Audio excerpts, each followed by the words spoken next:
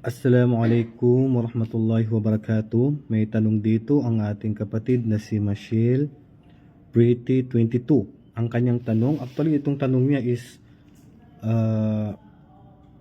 maging tanong yata. Sabi niya, Assalamualaikum Ustad, mapakay ako bismillah atau kamatya sa mga sura pag adan read mark ko. So ang Tagalog dito, sabi niya, pwede ba akong bumasa ng Quran o magbismillah o bumasa ng ilang mga sura sa Quran habang ako ay nasa kalagayan ng regla o kaya sa babaeng nakapapanganak pa lang mayroong dugo. Dito po nagkaroon ng opinyon ang ating mga ulama. Pangkalahatan, ang paghawak ng babaeng may dalaw ng Quran na wala pong sapin, wala pong takip yung kamay niya ay bawal po talaga yan. Ang sabi ng Allah sa Quran, la yamassuhu illa al-mutahharun. Hindi pwedeng hawakan ng Quran maliban sa mga dalisay. Sa ibang hadith naman na nabanggit ng propeta sallallahu alaihi wasallam, la yamassul Qur'ana illa tahirun. Hindi pwedeng hawakan ng Quran maliban sa taong dalisay.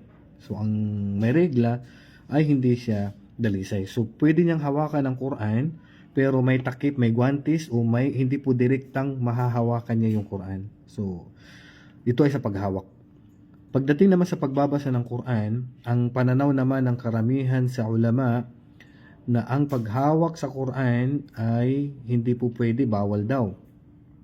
Dahil naihahalin tulad siya sa junub. Ang junub naman po, ito po yung taong nakipagtalik sa kanyang asawa o kaya ay nanaginip at nilabasan.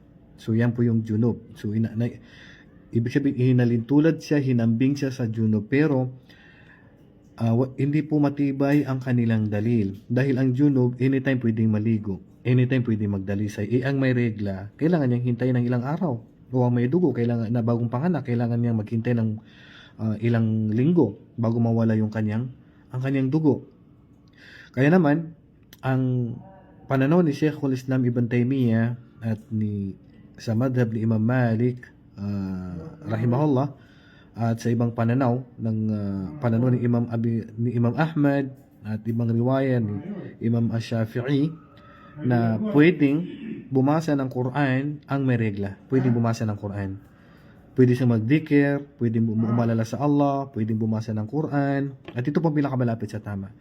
Dahil si Aisha radhiyallahu anha, pinagbawalan siya ng propeta sallallahu alaihi wasallam sa panahon ng Hajj na gawin lahat na, kumbaga sabi niya, gawin mo na lahat ng ginagawa ng isang nag-Hajj maliban lang sa pagtatawaf.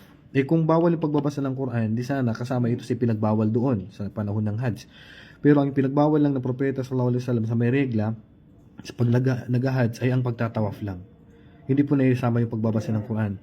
At sa dami po na nagre-regla sa panahon ng propeta sallallahu alaihi wasallam, wala pong dalil na naitala na pinagbawalan niya ang mga babae na bumasa ng Quran. Kung talagang bawal ito sa mga babae, sa dami na nagre-regla nun, di sana may isa man lang na hadis na pinagbawalan ng isa sa kanila kasi hindi na po maiwasan, babasa sila ng Quran. So ito po ay dalil na wala pong matibay na katibayan na bawal pong bumasa ng Quran ang babaeng may dalaw. Pwede niyang basahin ng Quran, huwag lang niyang hawakan ng direkta. Pwede mong hawakan pero takpan mo yung kamay mo o may takip yung Quran. So yan po ang tama na pananaw ng ating mga ulama. Wallahu a'lam. Assalamualaikum warahmatullahi wabarakatuh.